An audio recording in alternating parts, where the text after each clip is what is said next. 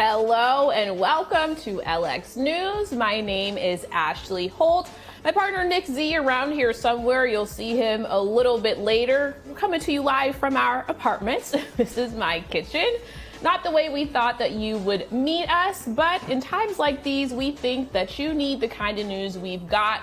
And what is that, you ask? Well, LX is only going to bring you stories that we can add context to, that we can tell stories about.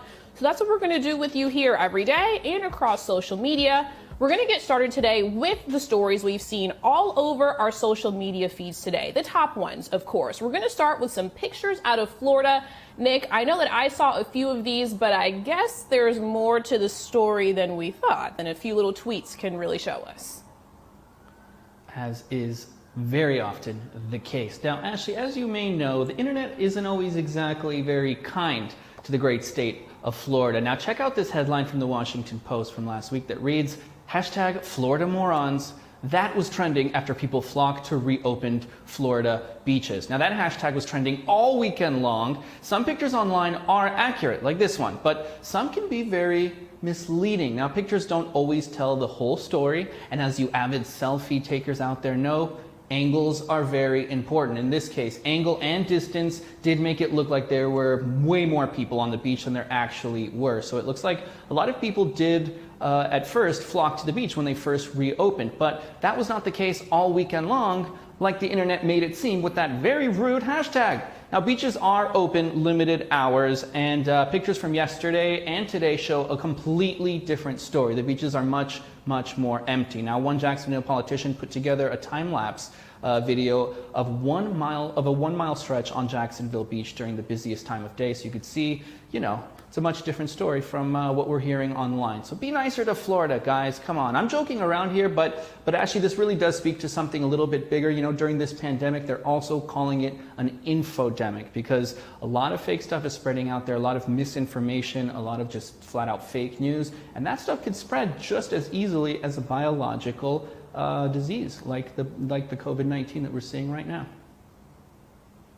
That is very true, and it also makes you wary of like dating apps. Like pictures can do so many things. So just check your sources or just come to LX. We'll tell you if it's true or not. Now, some other pictures that were so shocking we couldn't believe they were true. There were a couple of nurses blocking protesters in Denver, Colorado. You have to see these pictures. So it turns out what actually happened was this is close to Colorado's state capitol. These protesters were on their way to get to the rest of the people who had their signs, and they're protesting these lockdowns. They want to get back to work. They say that their businesses are hurting. They were actually yelling at the nurses in the street saying, "You get to go to work. Why can't we go to work?" We have a few seconds of this tense exchange and what it sounded like, what those nurses were hearing. We're going to listen to a couple of seconds of it, but just know that we did edit out the profanity here.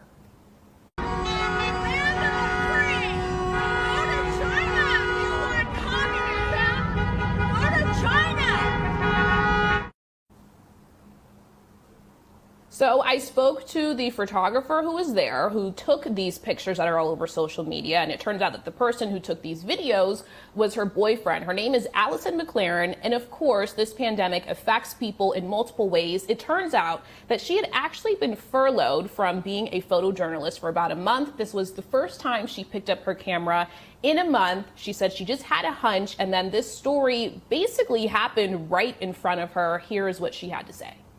The healthcare workers did not say anything. They were completely mute, but they like stood their ground.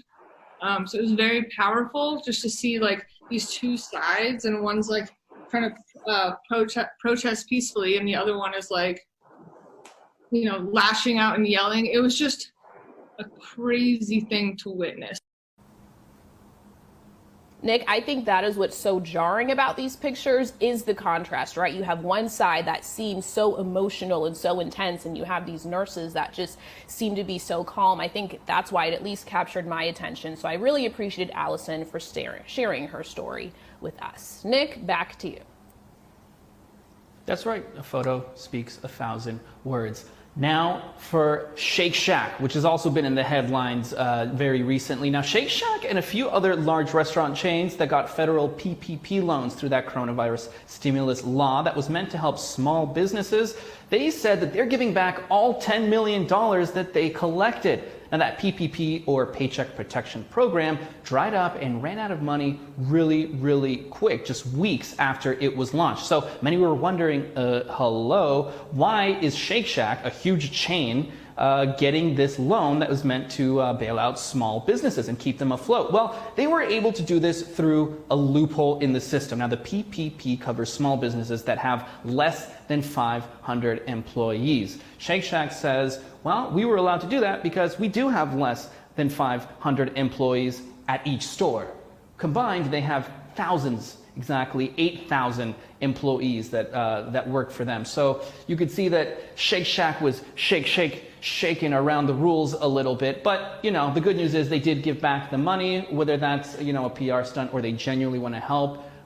That's up for debate, but they said that they didn't know the PPP would run out so quick and that there are smaller businesses out there that need the money more than them, and they have subsequently found some money that they stashed away for a rainy day. Ashley? Nick, I'm going to have you say that slower after the show so I can write it down. They were Shake Shack. I don't know. Anyway, you speak a different language, so we'll talk about it later. Something else that's getting us through all of this, though, not just help from the government, there are also enjoyable things helping us to get through this troubling time, like music. But it turns out that our favorite artists are struggling just like a lot of us are. You have canceled tours, you have concerts that are just not going to happen, too many people all close together. So we wanted to take a look at how exactly this pandemic is impacting musicians, and this is what we found. As an industry, it's going to be billions of dollars. It probably is getting close already. No one can go to a concert anymore. And so this whole middle class section of artists is in really bad shape right now. Some of 2020's most anticipated music moments have taken a huge hit in the fallout from the coronavirus pandemic.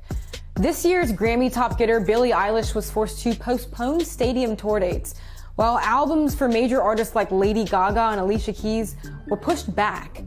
But when we look at the impact COVID-19 has had on the music industry as a whole, there are two very different business models at hand: live music versus recorded music, and both avenues have been affected in different ways. More importantly, what we're seeing is that the artists who aren't Drake rely on touring for their income. Releasing music on Spotify doesn't pay out that much. So what they do is almost use music as a promotional tool to build a fan base that they can then tour the country and make their actual living on that. And so this whole middle class section of artists is in really bad shape right now. What are some of the things that they're having to resort to now to essentially pay their bills? I think they're still figuring it out. I mean, a lot of people are just filing for unemployment, same as everybody else, especially if you're someone who works at a venue or is a tour manager or something. That job doesn't exist anymore. These touring crews are not only integral, in many cases they become like family. Bands like The National are donating merch sales and set up a GoFundMe for their road crew. Yet, right now, some artists need that fundraising themselves. A lot of artists are actively trying to figure out what the next step is for the next 3 to 18 months. Some people are turning to crowdsource stuff. Some people are going on Twitch or Instagram Live and trying to figure out a way to monetize live streaming. Tim, what we doing, King? I'm gonna go back to bed. People always find ways to connect with the music. It's just, is there a way to monetize this stuff? Because these producers are hopping on, they're getting a lot of attention, but you don't get paid by Instagram Live. I don't think you're ever gonna make as much money streaming as you could by playing even 100 cap room. The way this all shakes out is going to be interesting. In the meantime, some artists are using this stretch to make new music. Okay, I've decided that during this time of self-isolation, I am gonna officially make this album from scratch. But with everyone forced to stay at home, the process for doing that has looked a little different. People are still making music, but it's gonna keep getting weirder. A lot of pop music is written by committee. You'll get 10 people in a room to all write the songs together. And they're having to use things like Zoom or Skype or FaceTime to write those songs. And that is we will see how the art turns out. If you're a rapper and you can get beats sent to you over email and you have a studio in your house, this isn't going to slow you down. And people are still streaming those albums. DaBaby's coming out with a record that's going to do really well. But that's at the top of the game. For those artists who are a bit more under the radar, making a living will likely remain challenging for the foreseeable future. A lot of this depends on like how long it is before we can get back into rooms together. Estimates range from like this fall to like fall of 2021 or later, depending on when a vaccine comes. The music industry in general is going to like have to, by definition, shift back to like more recorded music, like the stuff you can listen to on Spotify. I think that this goes on for a longer time. You're going to see a lot of agitation for those streaming rights to change, but Spotify and all the other streaming companies are already running on pretty thin margins. The worst case scenario is you like lose a generation of artists. People can't afford to make art and they might stop. That was from our storyteller Ngozi Igalato. You can find her stories on her social media pages. You can feel free to give her a follow, her handle at the bottom of the screen. Of course, any stories we do here that you see here with us, you can also find at NBCLX on any social media platform. Well, hello. If you're having a hard time keeping track of what day it is, let me remind you, today's Monday. It's April 20th, also known as 420. And because it's been the #1 trending topic all day, we thought we'd give you guys a little history lesson. Did you know that nearly a dozen states and Washington, D.C. have legalized pot? And we know states like California and Colorado give more freedom to marijuana smokers. But did you know that states like Maine and Michigan also allow recreational use? So what's the benefit of legalizing, and why isn't it legal in all states? Well, 2/3 of Americans say marijuana should be legalized, and we're talking recreationally and medically. That number used to be less than half of Americans just 10 years ago. Let's go back to one of the first states to legalize, and that's Colorado. In the 6 years since legalizing, Colorado sales have hit close to $7.8 billion, bringing in more than $1.2 billion in tax revenue. So what's Colorado doing with all this influx in newfound weed money? Well, they're putting it back into the community, back into public schools, local governments, and even a tax fund. That fund benefits tons of causes, including drug education for young people. Legalizing recreational marijuana is obviously a very profitable business, but there's still debate on whether to legalize it nationwide. Now, the president is not in favor of legalizing nationwide, but he has publicly supported each individual state's decisions to legalize or not, and to regulate it how they want. Joe Biden, on the other hand, wants to get rid of past marijuana convictions, but he doesn't believe in national legalization. He's been quoted saying he would want more medical testing done to see if it is in fact harmful to the body. Thank you, Nick Z. Very riveting. We're going to shift focus here for just a minute, but it's also another ripple effect of the coronavirus pandemic. We're going to talk about the price of oil, which didn't dip today, it crashed, bringing the price of a barrel of crude oil into the negative. What does that mean? That's right, oil closes at minus $37 a barrel. Now, how does this happen? Well, nobody's flying, nobody is driving, factories aren't producing anything, cruises aren't cruising. So nobody's using gasoline, which means that you have an excess of supply. Now, producers have nowhere to store their gas and and theoretically would then have to be paying people to take it off of their hands. Does that make sense? All right. Well, the price of oil goes down. That equals cheap gas, right? Yes, but you can't drive anywhere, and so we're talking bankruptcy territory for the biggest players in our huge energy sector, big companies like Exxon, which are keeping the stock market afloat. So they're going to need money from the government, aka us, the people, the taxpayers. So bad news if you are a big oil exporter like the US, like Russia, Saudi Arabia, Venezuela. Good news potentially, definitely, if you are China, which imports basically all of their oil. So they're going to be running their factories, their cars, and everything else for basically dirt cheap. Now, we have a tweet from MSNBC's Ali Velshi. She says, oil is today a hot potato, except in addition to throwing the potato, you own back at the person from who you just bought it. You're also paying them not to toss it back to you. So it's not just a simple game of prices going up and down. Things are very interconnected and have ripple effects. That's why we call this segment the ripple effect. Back to you, Ashley. Thank you, Nick Z, who thanked Nick Z, so I don't know which Nick Z to thank. It doesn't matter. There's too many of them to count anyway. So, something else, there's too many to count here. The amount of things that we are being forced to do now that we are at home, one of those includes cooking because we can't brunch like I'm used to doing, so I'm struggling. So what that means is you got to figure it out for yourself. Thankfully, because I only have 3 meals that I cook on rotation, we found a meal prep expert. She taught us how to take 5 ingredients that you probably already have in your fridge or your pantry and helped us to make an entire meal out of it. Here's how she did it. Hi there, I'm Talia Koren, founder of WorkWeekLunch, and today I'm going to show you how to make a really easy pantry-friendly burrito bowl.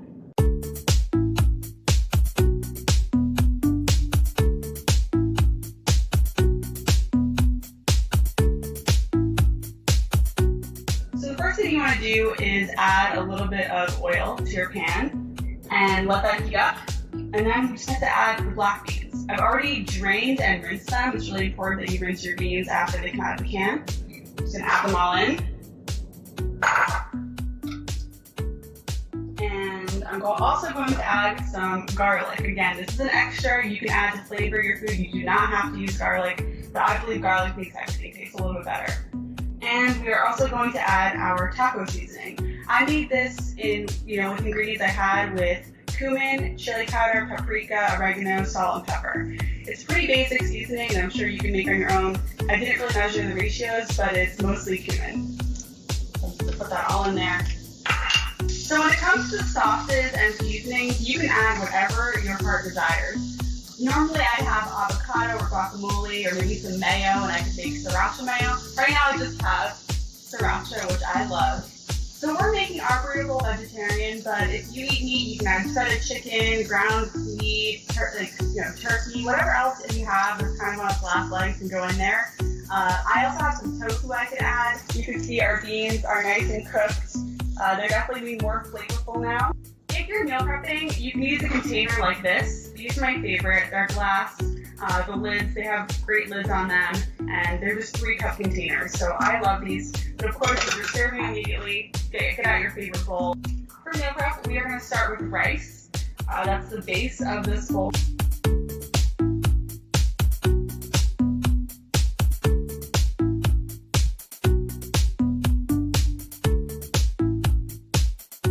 You can also add a lime wedge. And again, if I had cilantro and all that stuff, I would totally put it on there. And that's it.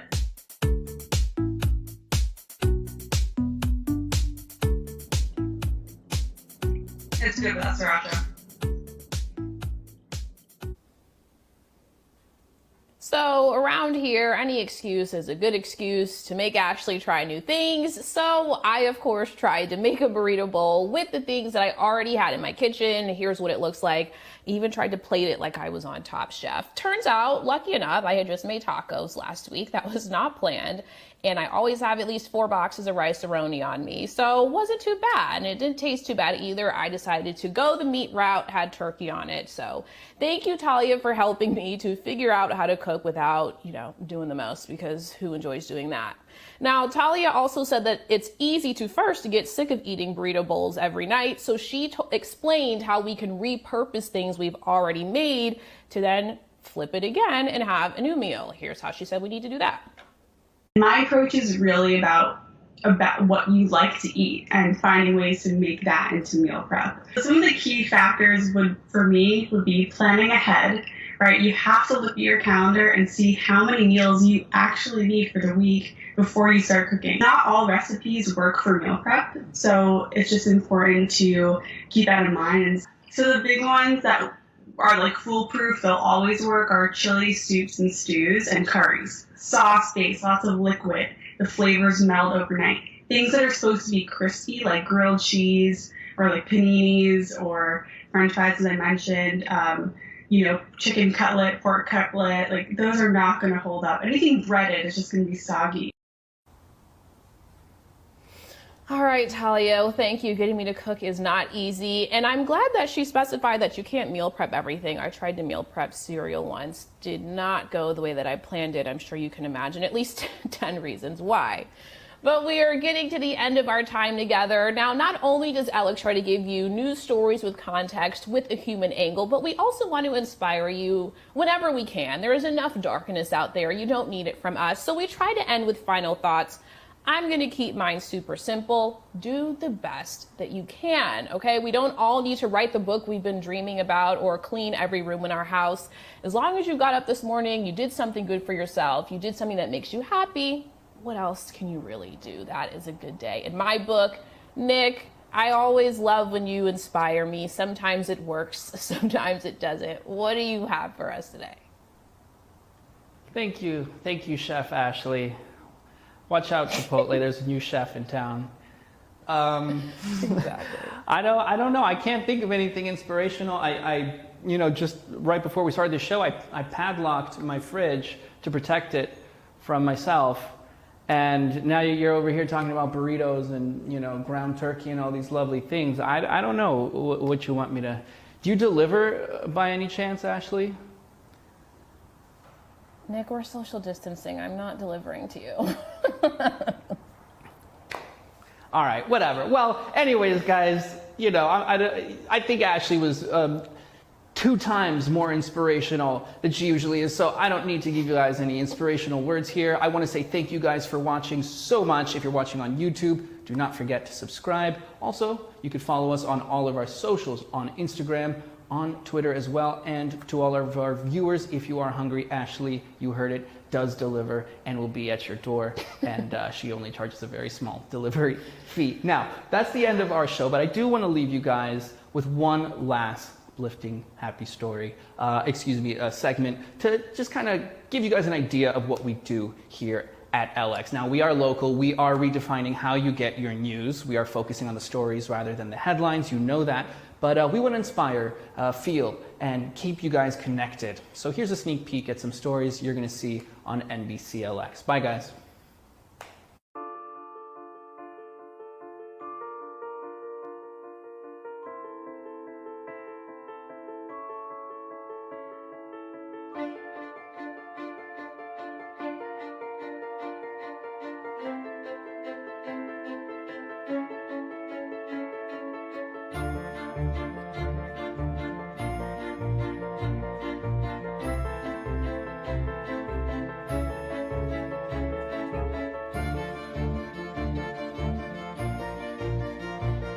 Nobody wants to be homeless. That is a much more complicated and sensitive issue. Environmentalism, it's just important. I wanted to be a pro surfer, so I had to become the person that I needed for everybody else.